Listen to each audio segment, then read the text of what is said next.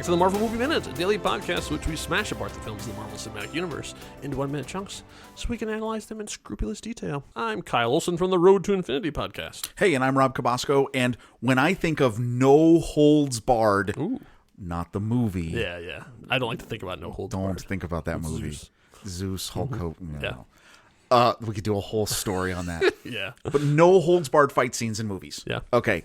Matrix. Sure. Kung Fu Hustle. Oh, good one. Great movie. Yeah. Kill Bill, volumes 1 and 2. Bruce Lee, right? But I come down to 2. And when I mean No Holds Barred, I mean... As soon as you said No Holds Barred, one movie jumped to the thing. So I'm curious to see if it's one of your two. Okay, so this... And I'm talking like a fight where everything's in play. Yes. Right? Everything in the environment. Yeah. Not 1, 2 for me. Okay. Rowdy Roddy Piper and Keith David in They Live. Yeah, John Carpenter's They Live. The alley fight, Yes. which is the greatest thing ever, right? Fantastic. But above that, Jackie Chan, Legend of the Drunken Master. Oh, yeah. Oh, Jackie Chan. There's a 10-minute fight scene. Yeah. Everything is in play. Yeah. He does incredible things. And I just love this whole concept of we're fighting and this and this. Whatever's around me becomes a weapon. Yeah.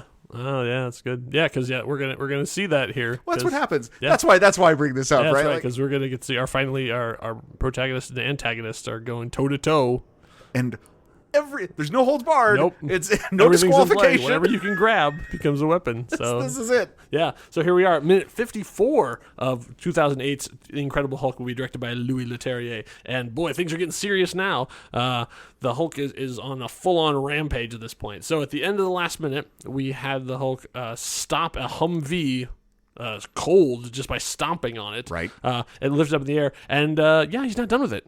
Turns out, no, it wasn't just like, oh, well, I stopped you from going. No, he picks up that Humvee and basically just smashes against this metal sculpture and just over and over again, just like, you will not shoot that stuff at me. So, first of all, sad irony that a large metal sculpture of a big, large, highly reinforced, pointy thing is right there.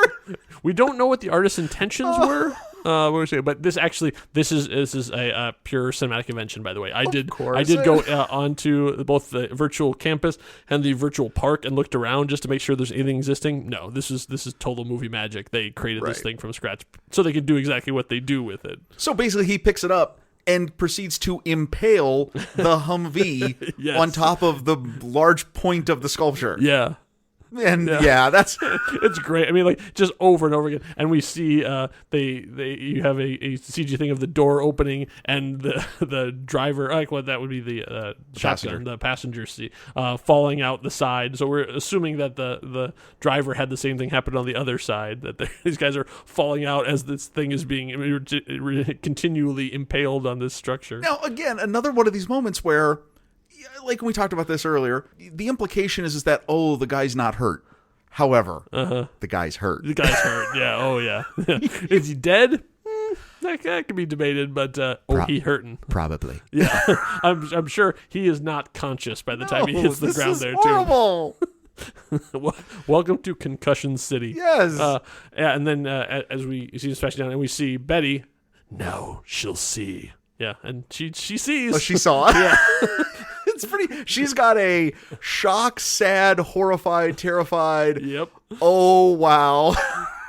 No more Christmas dinners with my ex-boyfriend ever again. This is bad. I had that guy sleeping in my house. And of course, though, I do love. I'm gonna borrow my razor. Yeah. Yeah. No. No. No, I do like, though, we still have the flank. She's flanked by the two soldiers. Yep. And the guy, the bloody nose guy, has these great expressions of just, man, I'm so glad I didn't get on that unit. I got, yes. He's like, man. I got the sweet detail today. All I have to do is hold on to this girl's arm. That's a good day for me. It's a good day of soldiering. Oh, boy. Oh, and so, but he's not done yet. So Hulk, as he rips this thing into minor pieces, shreds. then he picks up the engine, the Yeah, it's the drivetrain, engine. and basically just as my daughter would say, yeets it down the way, has it bounce all the way through, and it hits with such force. I love this. It hits the side of another Humvee, which then flies into a third Humvee and explodes as only movie vehicles can. No, it's a pretty neat effect. So physics of this. So this actually makes sense. If he took the vehicle, look at it, he smashed the front of it, the front bumper, the front part of the chassis. Yep. He's now grabbed it by the engine compartment, has impaled it on this metal stuff. The rest of the chassis and the suspension, everything has been shredded. Mm-hmm. Well, yeah, what's the densest part of the vehicle? The engine. Right. He picks it up. If you stop frame it, this was a fun day for the CGI artist. That's an engine. You can see the fan. You can see the pistons. You can see it twirling. Okay, and basically like skips it like a stone. Oh yeah, absolutely. Because it's not even like a straight line; it bounces along the way. So it's even the amount of force is even diminished by the time it hit the thing. Could you imagine if it would have been like a straight, like a fastball? Oh, absolutely. If it would have been airborne the whole time, right? We've entered into a really funny continuing segment in this series now of things the Hulk can throw. Yeah. Because we've done forklifts, right? And now we've done like V8, I would assume, engines. So engines, what's the physics of this? How does this look? Small car engine, roughly about 330 pounds, 300 to 400 pounds. A V8 diesel engine, around 770 pounds. Okay. That's not including transmission. That's just the main engine part. Sure. He's throwing around an 800 to 1,000 pound piece of dense metal at people. Yeah. And yes. And not even like Olympic hammer throwing it. Like, he picks up overhead. He's shot putting it. Yeah, he's shot putting it. Yeah. Horizontally. Yeah. So, yeah, that's serious. It would hit a vehicle. Roughly what we're looking at the distance of this, probably maybe 30, 40 yards, roughly. Yeah. Oh, yeah, that nothing is going to stop that. Oh, yeah. A vehicle is going to, and it's going to move. Yeah. Yeah, that's why we have crumple zones. Yeah. Yeah. But of course, then there is some ordnance, I guess, so you can see some boxes fly up in the air when the one Humvee hits the other one. So it's like, okay. But you know anything. If you shoot at a car or if a car hits another car in an action movie, it explodes. Explosions. Yeah. It blowed up real good. Yeah, oh no, it did. Yeah. And great shots too. We got it. There's a great moment where you see a soldier with his gun in hand looking back and perfectly framed. Yep. But there's like 2 or 3 vehicles. Great explosion. Yeah. I mean, this is a good practical effect. Yeah, it was good. And so then we have, as we mentioned, our stray bullet targets.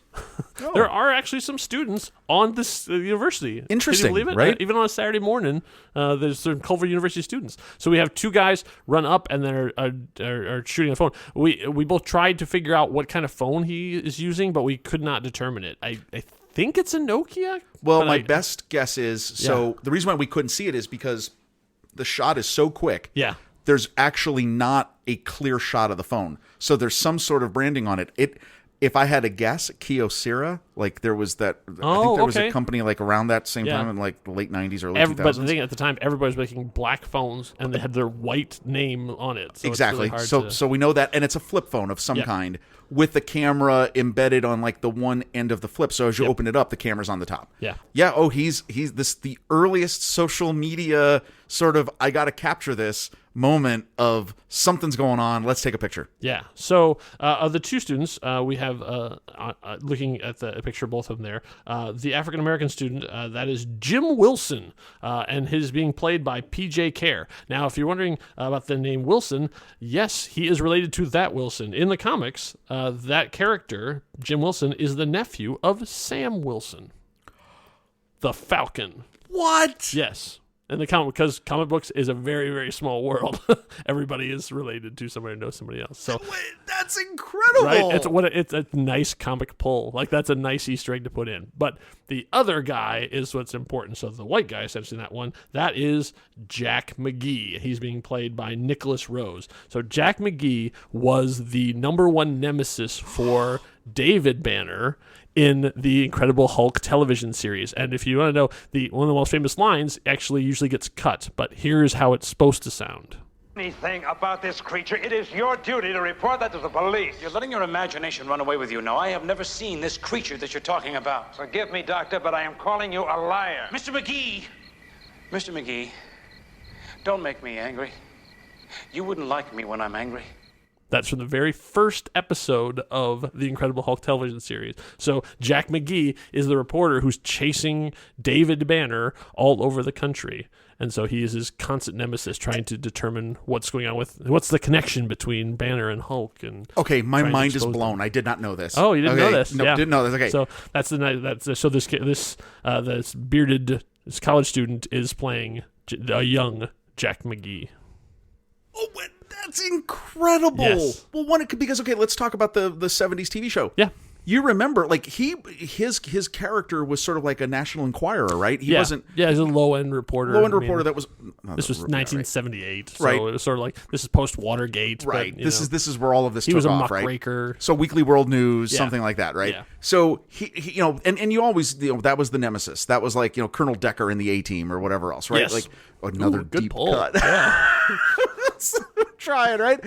So that's the guy that's always the underlying sort of like villain, right, about this. And of course, that clip we played is really funny because, okay, can you imagine the investigative reporter who's hot on your tail? He suspects something, and then you go with the, don't make me angry. Yeah. You wouldn't like me when I'm angry. What? That's not going to turn him away. Can I quote you on that? Jeez, I mean, what are you doing, right? Well, okay, but if you're a fan of that show, you have that nostalgia. You remember that. Yeah. The fact that they found a way Yeah. to realistically put the character Yes. into this, and yes, doing what his namesake would have done. Yes. He's got his phone out. He's taking That's pictures. right. He's Yeah, investigating. eventually he'll be identified later on in the movie, so we'll mention that when we get to it. But that's who he's playing in this scene. Okay, that's all awesome. Isn't that great? Yeah, I think that's so cool. Yeah, and obviously Jim Wilson is a character he was a recurring character in the Hulk comics as well. So that's why he's there as well. So we get to see the soldiers are recovering. Like, oh man, did you see what happened to the Humvee? And he pulled the thing out and he hit the thing and the two and the explosions and like, can we be done now, sir? Okay, so obviously, I don't know what phase we're on, but the next phase of the operation had begun because Ross gets out his walkie-talkie and says the words we're waiting to hear. Blonsky, now you're up.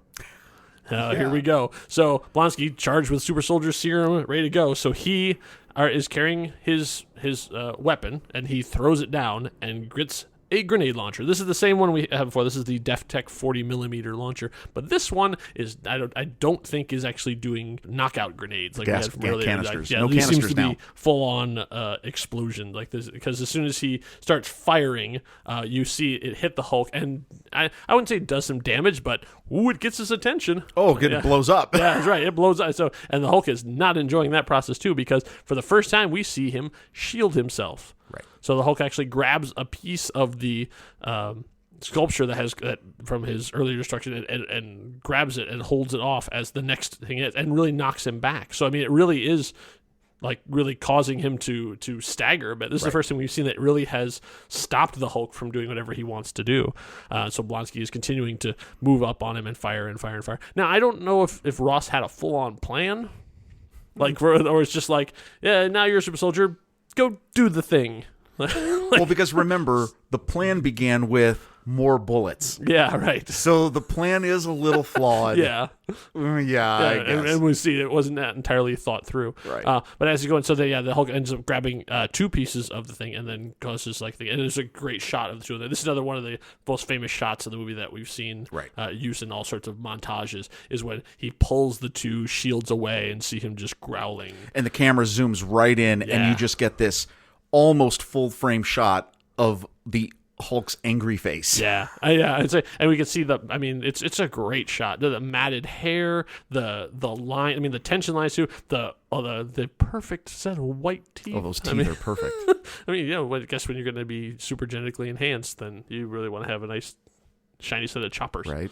And then we've mentioned this before too, is the eyes when you have the gammified eyes, they're luminescent. Yeah. Because even in the dark shadow of the one side of his face, you still see the eye. Yep, they're glowing.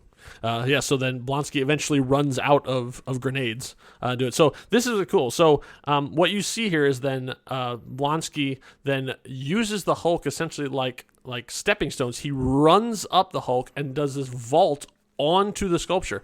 All of that is real. What? They did that. That is Cyril Raffaelli. He was Tim Roth's stunt double. And if you want to see more of his action, he was actually one of the guys who invented parkour. Have you heard that? I mean, obviously famous from the Office sketch, but he invented parkour. And he went on to become a success, a star. He's still around. I'm saying past tense. If you ever watched District D13, he is the star of both of those movies. He actually has become a sort of a French action star in his own right. But he was Tim Roth's stunt double. So he did all of this. It's wire work. Right. But he did all this running up, vaulting over, grabbing on, turning around. Like all this stuff was actually done. And you can see it on the behind the scenes stuff of the Hulk. They show this scene being shot and him doing all that stuff. In that scene, what did they use in place of the Hulk? It's just like gray sort of step. Oh, just a gray. Yeah, because there's just a couple because he only really needs one or two because the rest of it he just leaps off. Right. But all the physical, like even as we'll see in minute 54, the sort of the dismount. Right. He did that as well. Like all that stuff, he actually did it for real. I mean, and I always appreciate when they take the time to do the stuff for real as opposed to putting in a CG. No, the practical effect gives it a lot like more realism. We all want stuntmen to be safe, right? But I think it adds a lot more to the movie when we see them actually doing that. Right. So, and like you say, when he vaults early, he resorts back to Ross Plan 1, which is, have you tried shooting him? You know, I'm a little bothered. More bullets. I'm a little bit bothered by this. So he does the leap. You see clearly him, ditching the 40 millimeter. Yes. Grenade, canister launcher. Grenades. Yeah. Right. Yeah. And immediately, what's he got left? Well, he's got his sidearm. Yeah. It's a pistol. Yep. He pulls it out and starts shooting the Hulk. I believe it is a Sig Sauer 9mm. Oh, thank you. Yeah. I think I have it in the yeah, it's a Sig Sauer P22 sorry, a Sig Sauer P226R. Nice. I'm not sure. I'd say the gun that's like, we say it 226. I don't know. I don't actually know the. I don't know. Well, but I mean, this is the part, and we end. This is kind of where the minute ends because he starts firing. Yep, he starts firing, and then Hulk is not pleased by having more little annoying pinpricks to the side of his head. Which amusingly, okay, come on. I will say, as far as we can tell by the soldiers, they are hitting everything that they're aiming at. Oh, so yeah, we're not seeing a lot of bullets flying out randomly. Right. And I made jokes about stray bullets and stuff too. But like when Blonsky shoots them, he shoots them in the face. Yeah, this is all good marksman. You could do anything because we're seeing sort of impact puffs of like dirt and dust. Yeah. Coming off of the Hulk's cheek and neck. Yes. Yeah, these are kill shots. Yes. He's clearly doing that. He's a marksman. Oh right? yeah. And Super Soldier probably serum. He's heightened. All of his abilities right now clearly are heightened. But I still just kind of laugh at, okay, now you're 10 feet away. Mm-hmm. You got a pistol. 50 cals didn't work, right? And oh, by the way, remember the Hulk's still holding 2 400-pound pieces of metal. Dude. It kind of reminds me of Meet the Robinsons. I don't think you thought this plan very well through. Well, Blonsky, more bullets. Yeah, that's probably not going to work. No, but hey, who knows? We'll see. Yeah, I guess so. Maybe in minute 55, Hulk will be like, oh, you know what? There was a threshold of bullets. Now, ouch. I've got lead poisoning, so now I'm out. You got me right in the corner of my eye. Oof. Yeah. I'm done. I'm not Superman. I can't just have a bullet bounce off my eye. No. But for quality humor like that, why not support us on Patreon? Yes. We have our own Patreon. You can not only get access to us and all the things we're doing behind the scenes, but you can get early access to episodes of this very show and our other shows as well, and live streams and all the other good stuff. You can find out more about it at nextreel.com/Patreon. Thanks for all for joining us. We'll see you back here for minute 55. Hope you had a smashing good time. Until next time, true believers. Bye.